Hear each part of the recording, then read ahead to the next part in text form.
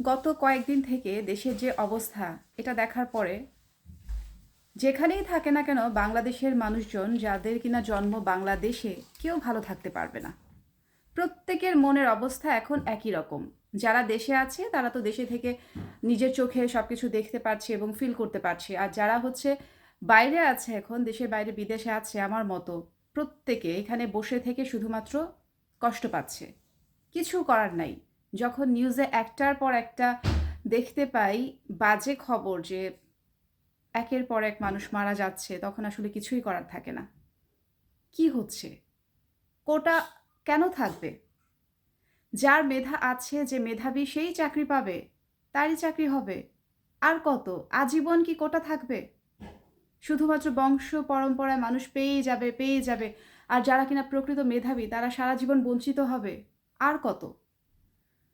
দেশের মেধাবী মানুষকে যদি দেশে রাখতে না পারেন, তবে এই দেশ একদিন মেধাশূন্য হয়ে যাবে।